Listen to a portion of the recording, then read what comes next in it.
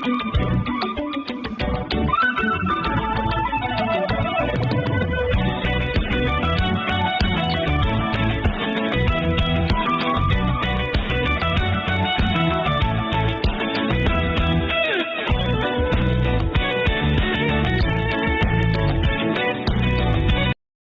تعلو تخاتتلتي مدبات ماكل قلقل سبورت نلوم السولس حاد مازيا قدام يزور تحس على زينات سبورت حيزنا تقربنا لنا نمكتتالكم باخورة نقدم.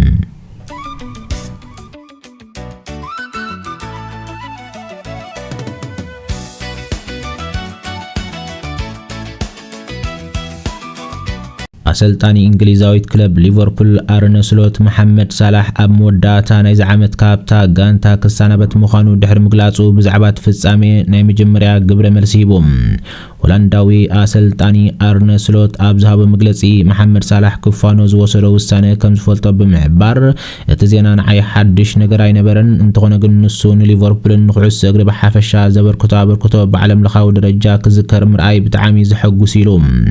أسلطان أرن سلوت بزعبات ግብጻዊ አጥቃይ ከዛረብን ኮሎም ነቱሞያ በዘሎ ተወፋይነት ሙሱጥ መኻኒዩ ገሊጾም መጀመሪያ መዓልት ምስተራኸብና ሳላህ ድሉን ብሉጽ ብቃት ዘለውን ተጻዋታይ መንበሩን አይ ከመሰልጣኒ ዓብ ዕድል ነይሩ ሳላህ ኣብ ነፍሱ ወከፍ 3 መዓልት ዓወት ንምዝጋብ ዘለዎ ድሌት ዝተፈለየዩ ኣብ ሞዳታ ጾታ 3 ደቂቃ ክትቀይሮን ከለኻ ምናልባት ካልሾቶ ከመዝግብ ምኻልኩ ኢሉ ዝሓስብ ዓይነት ተጻዋታይ ክብል ነይሩዎ بزيكازي تمعالتاو عاوت ناي مسناق دليتو دمايو مستير نايتي ابز حرف 10 عامتات زرعيوني عاوت من قديلوم محمد صلاح نتشعات عامتات اب انفيلد دحر مصناحنا ابتا غانتا حدا كابتوم زعابيو تاريخاو احازات دحر مقانن هجن مصايو ناب حدش مدرخ يمعدلوم ارن سلوت صلاح اب كعس اغر عالم كابتوم زولصو تصاوت مخان بمغلاص ابتا غانتا نزنبرو صلوا امسكينوم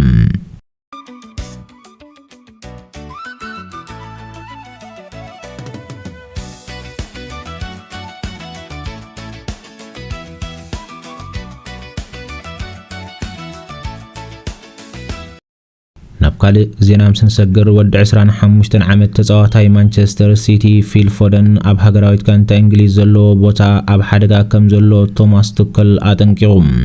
اسلطاني هاغراويت كانتا انجليز زونه توماس توكل تزاوتاي مانشستر سيتي فيل فودن امصاين هاغراويت كانتا ناي موكال وحسنت كم زيبلو بوغ عفليتوم مس مانشستر سيتي 16 وانا زر على ود 25 عامت زلو فيل فودن اب غزي لممد بلص بقعت يركوان تونه اوشت ميدا ابزغبر وغعو صوتات كن كابت صبي ودرجان تحت مخانو توماس توكل بنصر غليصوم فيل فودن ابل ممد حرايو ابود درغنتي ابل ممد زغبرو كدغمو زغبرو لتسبيت اي مالني كبل تاسلطاني سكفتو غليصوم مخنيات تسكفتا فودن ابزي قرب اوان اب مان سيتي نزلو ناي صوتا غزي بزملكت استفطر صغميوم أسلطاني توماس توكل وسخوتي تزاوتاي اب كلوب بقصر ناي مصوات عدل كم زي رخبه بمتقاس نتناي قدم بلوص بقعتو كساب زي ملسم بهاغراويت كانتا انجليز كصواع زلو عدل اب عاب ملكت حتو كم زلو تنقيقوم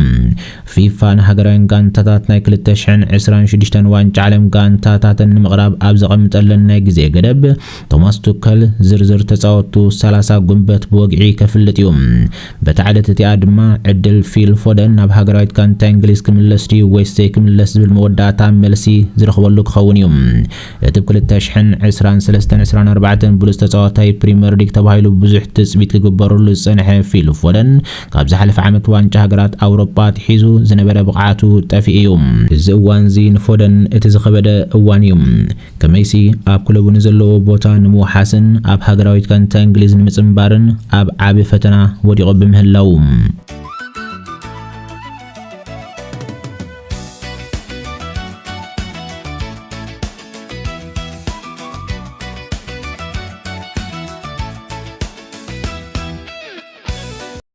برازيلاوي نايكن في تزاوتاي لويس انريكا مصاينا بانجليزاويت كلب ارسنال كصمبر لعل دليت كم زلو بوغع غليصوم اتي اب روسياويت كلب زنيت سنت بيترسبرغ زصاوت زلو 25 عامت تزاوتاي اغباب اصاوتا سلطان ميكيل ارتيتا كم زمارو خوي تزاريبوم እቲ ተጻዋታይ ምስ ፍላሽ ስኮር ኣብ ዝገበሮ ቃለ መጠይቕ እንግሊዛዊት ክለብ ኣርሰናል ኣገባባት ጻውታ ብጣዕሚ እያ ትሕጉሰኒ ኢሉ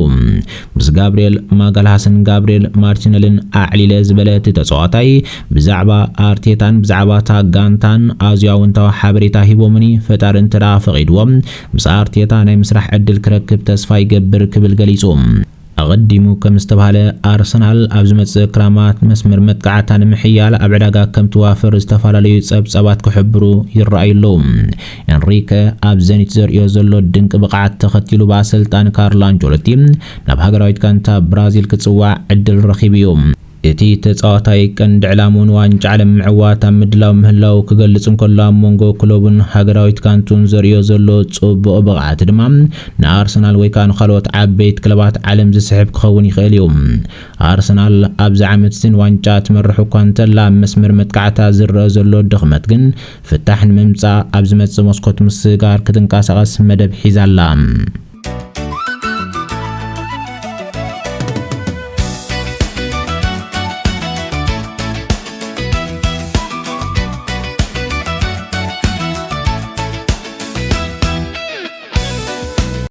ናይ ቀደም ተጻዋታይ ክለብ ቸልሲ ጆን ኦቢ ሚኬል ነታብ ቸልሲ ብዛዕባ መጻኢኡ ጥርጣሬ ዘለዎ አርጀንቲናዊ ተጻዋታይ ኤንዞ ፈርናንዴዝ በሓያል ዝኾነ ቃላት ነቒፍዎ እቲ 2023 ብ108 ሚሊዮን ፓውንድ ናብ ቸልሲ ዝተጸምበረ ኤንዞ ፈርናንዴዝ ቸልሲ ካብ ውድድር ቻምፒየንስ ሊግ አውሮፓ ብፒኤስጂ ድሕሪ ምውጻእ ኣብ ዝመጽእ ክራማት እንታይ ከም ዝፍጠር ከም ዘይፈልጥ ብምግላጽ ደገፍታ ከም ዝስንብዱ ገይሩ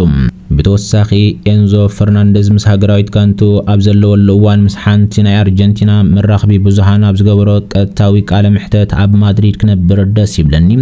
ንቦይነስ አይረስ ስለትመስል ምባሉ እቲ ምስጋር ክፍጸም ይደሊ ዝብል ዘረባ አልዒሉ ይርከባሎ ተጻዋታይ ክለብ ቸልሲ ነበር ጆን ኦቢ ሚኬል ድማ ኣብ ኦቢ ዋን ብሮድካስት ኣብ ዝሃበሪቶ ኤንዞ ፈርናንዴዝ መሪሕ ከም ዘይኮነ ብምጥቃስ ከምዚ ይብል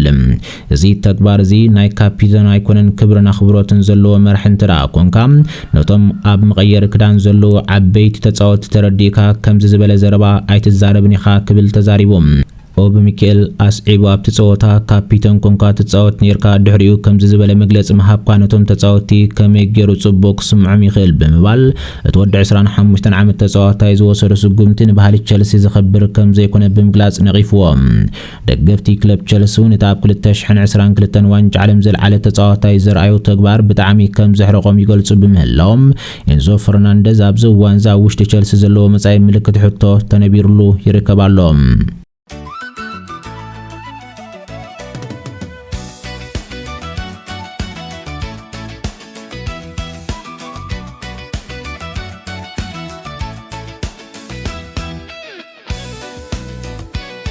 ክልተ ግዙፋት ክለባት ዓዲ እንግሊዝ አርሰናል ምስ ማንቸስተር ሲቲ ካብ ክለብ ኒውካስትል ዩናይትድ ኒቲኖ ሊቭራሜንቶ ናብ መዝገበን ንምእታው ኣብ ከቢድ ውድድር ምህላወን ተገሊጹ ሓለፍቲ ኒውካስትል ዩናይትድ ነቲ ካብ ሳውዝሃምፕተን ዝዓደግዎ ተጻዋታይ ከጽንሕዎ ብዙሕ ይጽዕሩ እኳ እንተለዉ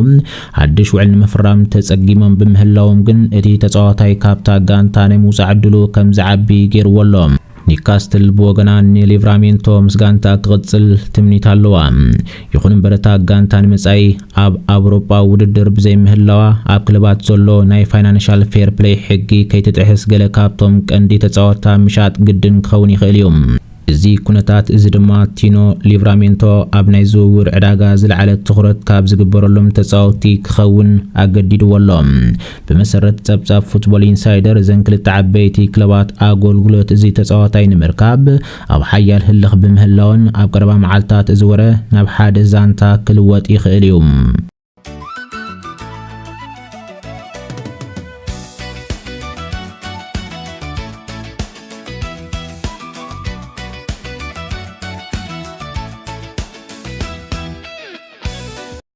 ናብ ካልእ ዜና ምስንሰግር ኣብ ማእከላይ ምብራቕ ዘሎ ውግእ ንተሳትፎ ኢራን ኣብ ዋንጫ ዓለም ኣይዓግቶን ክብል ሓላፊ ኩዕሶ እግሪ ዓለም ጃኒ ኢንፋንቲኖ ተዛሪቡ ፕሬዚደንት ፌደሬሽን ኩዕሶ እግሪ ዓለም ጃኒ ኢንፋንቲኖ ሃገራዊት ጋንታ ኢራን ኣብ ዝመጽእ ዋንጫ ዓለም ከም ትሳተፍን ኣብቲ ዝተሓንጸጸ መደብ መሰረት ኣብ ሕቡራት መንግስታት ኣሜሪካ ጾታት ከም ተካይድ ኣፍሊጦም ኢንፋንቲኖ ኣብ ደቡባዊ ቱርክ ኣብ ዝተኻየደ ናይ ምሕዝነት ግጥም ኢራን ኮስታሪካ 5 ብባዶ ብሳዕሮት ለእዋን መግለጺ ሂቦም ኢራን ኣብ ዋንጫ ዓለም ዓለም ክትሳተፍያ በዚ ድማ ናብ ዝተረኺብና ንሳቶም ብጣዕሚ ቡርታዓት ጋንታ ምዃኖም ሕጉሳት ኢና ክብል ድማ ገሊጾም እቲ ምስ ሃገራዊት ጋንታ ኢራን ርክብ ከም ዝገበሩ ዝገለጸ ፕሬዚደንት ኢንፋንቲኖ ተጻወታን ኣሰልጣንያን ረኺበ ኣዘራሪበዮም ስለዚ ኩሉ ነገር ንቡር ኮይኑ ዘሎ ክብል ኣፍሊጦም ኣብ ማእከላይ ምብራቕ ዘሎ ናይ ኩናት ኩነታት ንምድላው ዋንጫ ዓለም ዘተሓሳስቡ እኳ እንተኾነ ኢንፋንቲኖ ግን ብጽኑዕ መርገጺ ናይ ኢራን ጸወታት ብመሰረት እቲ ዝወጽ ዕጫ ኣብ ዝተወሰነላ ቦታታት ጥራሕ እዩ ክካየድ ብምባል ኣስሚሩሎም እቲ ብሓባር ብሕቡራት መንግስታት ኣሜሪካ ሜክሲኮ ካናዳ ዝካየድ ዋንጫ ዓለም 2026 ዕለት 11 ሰነ ሞንጎ ሜክሲኮን ደቡብ ኣፍሪካ ናብ ሜክሲኮ ብዝካየድ ግጥም ክጅምር ምዃኑ ዝፍለጥ እዩ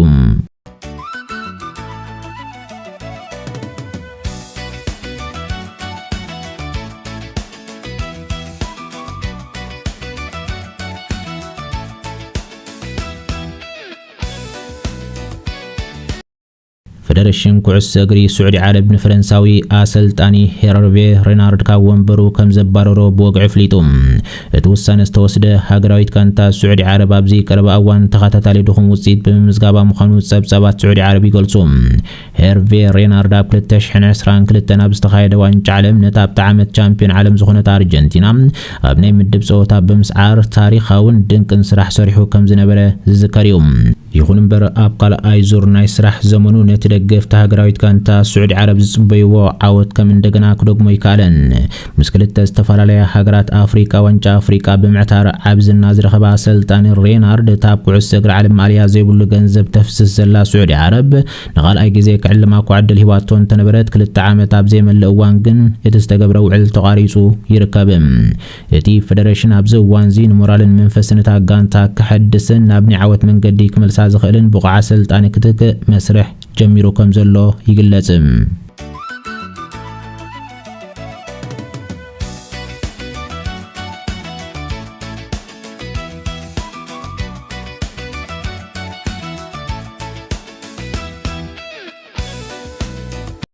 ኣብ መወዳእታ ውሪ ኣሜሪካዊ ተጻዋታይ ጎልፍ ዝኾነ ታይገር ውድስ ዝሓለፈ ዓርቢ ብዘጋጠሞ ሓደጋ መኪና ተታሒዙ ኣብ ውድድር ኦገስታ ማስተርስ ከም ዘይሳተፍ ተረጋጊጹ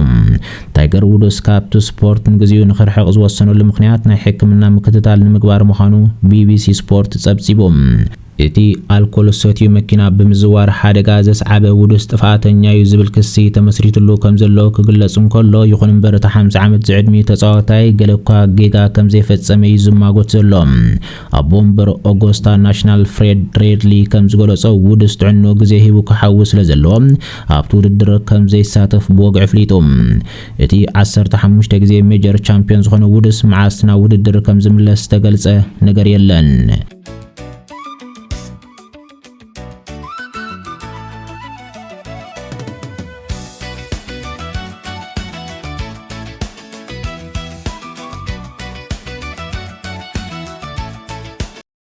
سلام كتتالكم نمسجن حجي زبلنا مدبات سبورت نظام كنكاتتلهم صنحنا مسلم نيروم أبزغت المدب بخالة حستوك سابن الرخب سلام وسنين كلنا